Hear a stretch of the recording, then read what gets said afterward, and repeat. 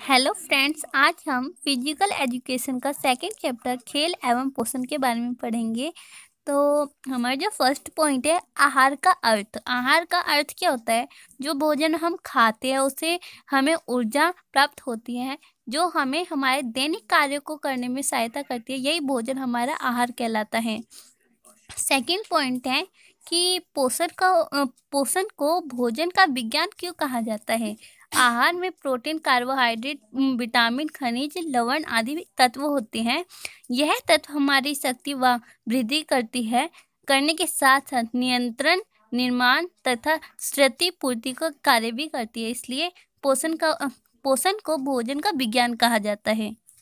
संतुलित आहार। अब संतुलित आहार क्या होता है? वह आहार जिसमें व्यक्ति को शरीर के लिए सभी आवश्यक तत्व उचित मात्रा में प्राप्त होते हैं, संतुलित आहार कहलाता है। पोषण। पोषण क्या होता है? पोषण एक ऐसी प्रक्रिया है जिसमें शरीर भोजन का उपयोग कोशिकाओं की मरम्मत, वृद्धि व अन्य क्रियाओं के सुचारू रूप से चलाने के लिए करता है। अब जो हमारे पोषण होते हैं वो दो भागों में बटा होता है। पहला है मैक्रो और माइक्रो। तो मैक्रो जो है, मैक्रो पोषण तत्व, वह पोषक तत्व जो हमारे भोजन को अधिक मात्रा में होते हैं। ये हमारे शरीर को जिन पोषक पदार्थ को अधिक मात्रा में आवश्यकता होती है, इसे बृहत या मैक्रो पोषण तत्व कहलाता है, जैसे कार्बोहाइड्रेट, प्रोटीन, वसा व जल। और नेक्स्ट है अब माइक्रो। माइक्रो का मतलब क्या होता है? सूक्ष्म, छोटा। तो माइक्रो पोषक तत्व क्या होता है? वह पोषक तत्व जिसमें हमारे शरीर को अत्यंत अल्प मात्रा में आवश्यकता होती है, माइक्रो पोषक तत्व कहलाता है, जैसे विटामिन और खनिज। आहार के पोषक घटक कितने होते हैं? 5।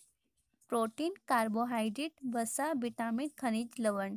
तो हम प्रोटीन की बात करते हैं। प्रोटीन ग्रीक शब्द में प्रोटीन आज से लिया गया है, जिसका अर्थ है खाद्य पदार्थ में प्रथम स्थान ग्रहण करना। प्रोटीन से जीव द्रव्य का निर्माण होता है, जो जीव कोशिकाओं का आधार होता है। प्रोटीन का शरीर में लगभग 1/6 भाग होता है। जो प्रोटीन होता है, प्रोटीन के स्रोत। प्रोटीन को 2 भागों में बांटा जाता है, पशु प्रोटीन, वनस्पति प्रोटीन। जो पशु प्रोटीन है, पशुओं से प्राप्त होने वाले पदार्थ जैसे अंडा, दूध, मांस, मछली तथा दूध से बनी हुई वस्तुएं जैसे दही, पनीर आदि में पाए जाता है। पशु प्रोटीन में अंडा सर्वोत्तम प्रोटीन है। जो वनस्पति प्रोटीन है, वनस्पतियों से प्राप्त होने वाले प्रोटीन को वनस्पति प्रोटीन कहते हैं। यह प्रोटीन अनेक प्रकार की दाल, सोयाबीन, तिल, सरसों, मूंगफली, सूखे मेवा और अनाजों में पाई जाती हैं। प्रोटीन के शरीर में मुख्य कार्य। शरीर की क्रियाओं का नियंत्रण रूप से चलाने में सहायता प्रदान करती है। शरीर में रोगों से बचाव के लिए कुछ प्रतिरोधी प्रोटीन द्वारा बनाते हैं। प्रोटीन का नाइट्रोजन शारीरिक अंगों की वृद्धि एवं नई कोशिकाओं के निर्माण में सहायक है। और रक्त में उपस्थित प्रोटीन हीमोग्लोबिन तथा ऑक्सीजन को हमारे शरीर के तत्वों तक पहुंचाता है। कई हार्मोन जैसे इंसुलिन या एंटीनेलिया आदि प्रोटीन से बने होते हैं। जो प्रोटीन की कमी से होने वाले रोग जैसे मरासमस होते हैं। कार्बोहाइड्रेट्स एक ऐसा यौगिक है जो कई तत्वों से मिलकर बना है। यह कार्बन, हाइड्रोजन तथा ऑक्सीजन के रासायनिक सहयोग से मिलकर बनता है। कार्बोहाइड्रेट की कार्य। कार्बोहाइड्रेट का मुख्य कार्य शरीर को ऊर्जा प्रदान कराना है।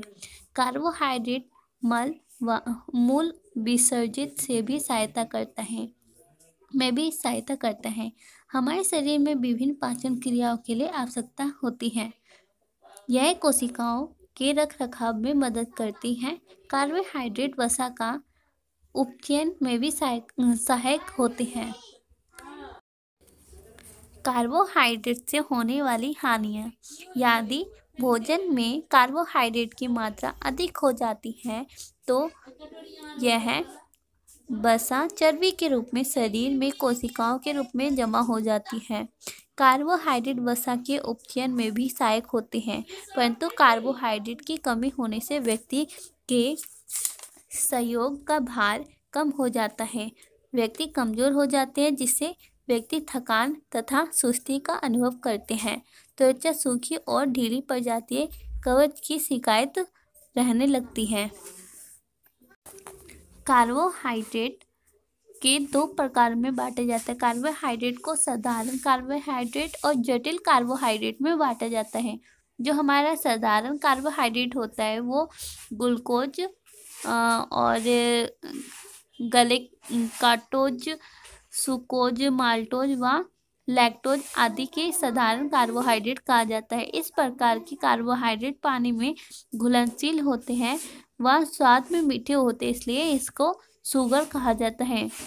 जटिल कार्बोहाइड्रेट स्टार्च और ग्लूकोज व सेल्यूलोज को जटिल कार्बोहाइड्रेट या पॉलीसैकेराइड कहा जाता है। जो स्रोत होते हैं वो क्या होते हैं? सुक्रोज दूध, चीनी, गन्ना, शहद, अंगूर व शक्कर आदि से प्राप्त होता है। वसा में कार्बन, ऑक्सीजन व हाइड्रोजन नामक तत्व का जो प्रतिशत क्रमशः 76, 12 व 12 होता है। वसा हमें ऊर्जा देती है तथा कोमल अंगों की सुरक्षा प्रदान करती है और 1 ग्राम वसा में लगभग 9.1 कैलोरी प्राप्त होता है। वसा के स्रोत पशुओं से प्राप्ति और वनस्पतियों से प्राप्ति। पशुओं से प्राप्त होने वाले वसा को पशु वसा कहते हैं, जैसे मछली का तेल, दही, मांस, अंडा और मक्खन आदि। फिर नेक्स्ट है वनस्पति से हमें जो ऊर्जा प्राप्त होती है उसे वनस्पति ऊर्जा कहते हैं, जैसे सोयाबीन, अनाज, सरसों का तेल, नारियल आदि। वसा का कार्य। वसा हार्मोन्स के उत्पादन में भी सहायता करती है, शरीर की सुंदरता को बनाए रखती है, कोमल अंगों से सुरक्षा प्रदान करती है। ऊर्जा नहीं मिलती है परंतु फिर भी इसका महत्व होता है, जैसे जल, रेशा, स्वाद यौगिक, रंग यौगिक, पदार्थ यौगिक।